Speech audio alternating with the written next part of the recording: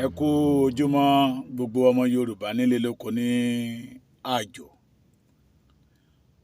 Mo kí yín ní ọjọ́ Ajé August 5, 2024. Ajére yóò wọlé tọ̀ yìí. Ẹ ó rajé jẹun o. Aburú kéré ó tóbi ni kò ní wọnú ilé ayé yín. Mo kí yín lórúkọ bàbá Professor Banji Akíntóyè. Àrólé Awólọ́wọ̀, bàbá dáadáa, bàbá tó ṣe é fi yangàn, bàbá tó ń wá ọjọ́ ọ̀la tó dára fún ìran Yorùbá.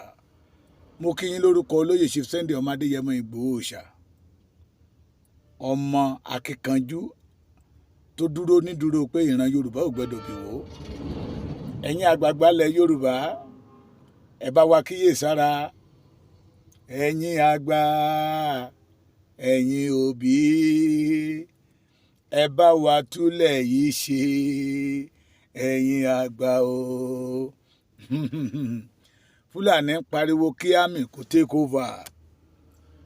Tẹ́ bá gbóni tán kọ nínú rálì wọn, ohun tán ṣe ní ilẹ̀ Òkè Ọya lọ́hùn-ún lọ́dọ̀ àwọn Fúlàní tó bá jẹ́ ìran Yorùbá ló ṣe, wọ́n á ti fẹ́ pa ìran Yorùbá tán torí pé àwọn ló pọ̀ nínú ológun. Ẹjẹ́ àti bí ìṣáná kíyèsí oògùn ọmọ Yorùbá. Káti bí ìtàná kíyèsí oògùn tí mo ń sọ náà ni wípé ẹ̀kọ́ tí ń fojú mímú wọn wípé we the Yorùbás à ń ṣọmọ orílẹ̀-èdè Nàìjíríà. Ẹjẹ́ apakuru mọ́ ká tètè gba orílẹ̀-èdè wa, ẹ̀yin àgbààgbà ilẹ̀ Yorùbá, ẹ̀yin lọ́balọ́ba ilẹ̀ Yorùbá. Àwọn bàbá wa ìgbàanì ṣe àṣedànù. Ó dógun nínú ayé àwa ọmọ lónìí. Abẹ́ ẹ gbọ́ mi bí? Àwọn bàbá wa ìgbàanì wọ́n ṣe àṣedànù. Àṣedànù tó ṣe nígbà yẹn lọ́hùn-ún ó di ogun sínú ayé àwa ọmọ wọn lénìí. Ẹni kí ni mo àṣedànù tó ṣe? Because we have a good record during the Awolowo regime. Bẹ́ẹ̀ ni in 50s. Àṣedànù tí mo ní wọ́n ṣe, gbogbo iṣẹ́ ribiribi táwọn bàbá wa ṣe nígbà yẹn lọ́hùn-ún, kí irú àwa ẹ̀ má bàa jìyà, ká má bàa fi aṣọ pépé roko ọba, kí irú àwa ẹ̀ má bàa jí pé olúwa ò kí ni wọ́n jẹ lénìí, kí ni wọ́n mu, níbo ni mo fẹ́ gbé. Làwọn bàbá yẹn fi gbogbo ara wọn ṣiṣẹ́. Ṣùgbọ́n lénìí àwa ọmọ ń jìyà. Àṣedànù ni nítorí wípé àwọn bàbá wa wọ́n gbé wọn lógun orí ẹṣin, ẹṣin tí ò lè sáré, ẹṣin tí ò lè rìn. Àwọn kan ti tún gbìmọ̀ rẹ̀. Irú àṣedànù táwọn bàbá wa ṣe nígbà yẹn lọ́hùn-ún, èyí tó yẹ káwọn Awólọ́wọ̀, Adékúnlé Ajáṣin, Bọ́lá Ìgè, Alhaji Lateef Jákàndé, Ọlábísí Ọ̀nàbánjọ àtàwọn àgbààgbà bẹ́ẹ̀ kán béèrè fún total freedom of the Yorùbá race. Wọ́n gbà kán dà wá papọ̀. Dà wá papọ̀ ní kọ́kọ́, wọ́n wá pín wa lẹ́jẹ̀kájẹ̀ká. Àwọn wá sọ wípé àwọn fẹ́ roko sọ́dọ̀ ara wọn, pé they will develop the Yorùbá race. Kẹ̀rẹ̀kẹ̀rẹ̀ láàrin ọdún mélòó kan, Yorùbá gòkè àgbà. Yorùbá ń dà nǹkan re ṣe. Ṣùgbọ́n nígbà táwọn ará bíbá yìí rí wípé ókè, àwọn wọ̀nyí fẹ́ jù wá lọ, àwọn wọ̀nyí tá a bá fi wọ́n lẹ̀ bọ́n ṣe ń lọ yà á nílé bá wọn. Wọ́n ré ìjọba ìgbà yìí ni, wọ́n ré nǹkan tó ń pè ní regional government, wọ́n ré lẹ́pàá, wọ́n dà wá papọ̀. Ìyá ẹ̀ là ń jẹ lénìí. Àṣedànù nìyẹn o, torí gbogbo iṣẹ́ táwọn bàbá wa ṣe nígbà yẹn kò yọ lára àwa ọmọ lénìí. Gbogbo iṣẹ́ táwọn bàbá wa ṣe nígbà yẹn àwa ọmọ òde òní àjèrè ẹ̀. Gbogbo iṣẹ́ ribiribi táwọn bàbá wa ṣe nígbà yẹn lọ́hùn-ún kò wọ́n lára àwọn ọmọ lénìí. Òṣì ló kù tí ọmọ Yorùbá fi ń lò gbà. Kábẹ́kùsù kábẹ́kùjí, ìráre.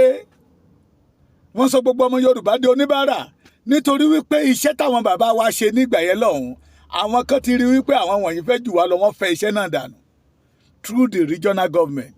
Àwọn kan ti tún pariwo ẹ̀ lénìí o, ọmọ Yorùbá. Ẹ̀bẹ̀ tèmi ó bẹ̀ yín, ẹ má jẹ́ káwa náà tún jogún ogun lẹ̀ dàwọn ọmọ wa.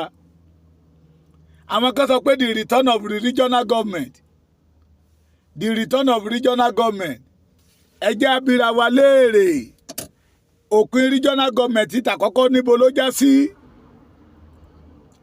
èrè regional government tàkọ́kọ́ níbo ló forí sọ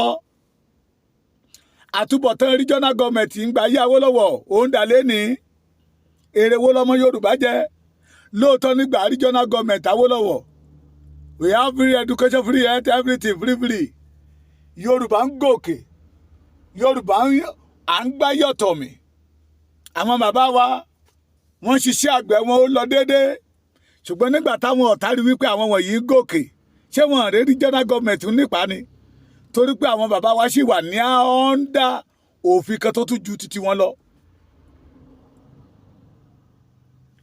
àṣedànù ni o ní gbogbo iṣẹ́ táwọn bàbá wa ṣe ń gbà yẹn lọ́hùn torí iṣẹ́ táwọn bàbá yẹn ṣe ń gbà yẹn lọ́hùn kí àwa tí wọn ò tí ì bí ní 50 ní 60 ká lè máa jèrè ẹ̀.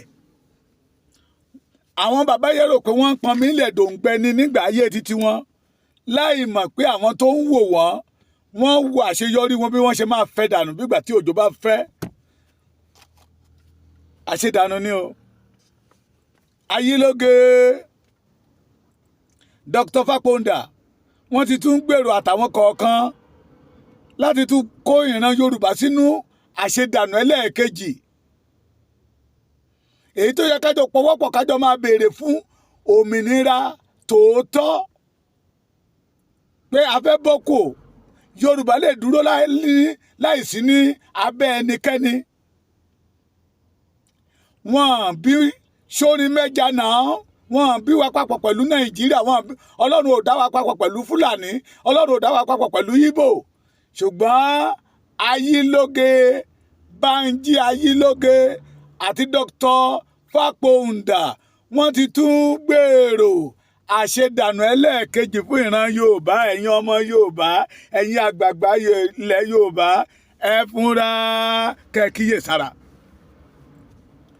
The return of regional government will damage the Yorubas. Return of regional government á pa Yorùbá lára á sọ Yorùbá sínú oko ẹrú á máa mú kí ìran Yorùbá ó máa ṣe àṣedànù. Please, we the Yorubas, let us reject what we call regional government. Let us stand for the Yoruba nation, our nation. Our nation. Regional government cannot save us. Regional government máa pakún ìṣòro ayé wa ni. Regional government bí àwọn bàbá Awólọ́wọ̀ ṣe ń gbà yẹn lọ tí ìran Yorùbá rò pé ọwọ́ wa ti tẹ̀ ẹ́ tí wọ́n rán ọmọ lọ léèwé tí Yorùbá lè produce graduate doctor engineer lawyer gbogbo ẹ̀ lójijì làwọn Fúlàní dé náà lagi mọ́ torí pé wọ́n wà ní ọ̀ndà èèyàn kan wọ́n wà ní ọ̀ndà agbára kan Yorùbá gbọ́dọ̀ dádúró gẹ́gẹ́ bí orílẹ̀-èdè. Please don't let us allow what we call regional government. Regional government ò lè ṣe wá lóore ẹ̀yin bàbá mi àtẹ̀yin ìyá mi gbogbo ẹ̀yin kábíyèsí ilẹ̀ Yorùbá ohun tó ń pè ní regional government kò lè ṣe wá lóore. Regional government ò lè ṣe wá lóore. Iṣẹ́ tí regional government ṣe nígbà yí àwọn original olóṣèlú àwọn Fúlàní wọ́n fẹ́ dànù ká má wá sọ pé regional government nígbà yí àwọn ọ̀jẹ̀lú yìí àbí kò yé yín. Regional government tí àwọn ojúlówó olóṣèlú tí ń sọ ìgbẹ́ di ìlú tí ń sọ ìgbẹ́ di ìlú àwọn Fúlàní fẹ́ dànù wọn ò jẹ́ ó dúró lálá Yorùbá tó lọ sókè ó padà wálẹ̀ náà ni so nígbà tó bá lè ṣe yẹ tó wálẹ̀ mélòó ni tàwọn ọ̀jẹ̀lú òde òní tó ń pariwo regional government. Let us say no to them. We the Yoruba, what we want? Total freedom. We need our nation back. Ohun tó jí lọ lọ́wọ́ àwọn bàbá wa làwa ń béèrè fún.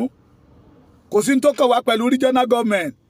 Ẹ má dá Ayílóge lóhùn o. Ń ta Ayílóge tí ó jẹ ní wá ó ń wá connection lọ́dọ̀ Tinubu ni ó ń wá connection l'Abuja ni ẹ má jẹ́ kán fi wá gbókùn mọ́ lọ́dọ̀ àwọn ọ̀jẹ̀lú orí ń ta ọmọ Yorùbá ebi ń pa ọmọ Yorùbá ìyà ń jẹ ọmọ Yorùbá ń ráre ọmọ Yorùbá ẹ jẹ́ á jí lójú oorun wa mo fi ìyọ́nú Ọlọ́run bẹ̀ yín o mo fi ìyọ́nú Ọlọ́run bẹ̀ yín ìyọ́nú Ọlọ́run mo fi bẹ̀ yín mi ò ní sọ jù bẹ́ẹ̀ lọ say no to regional government God bless you.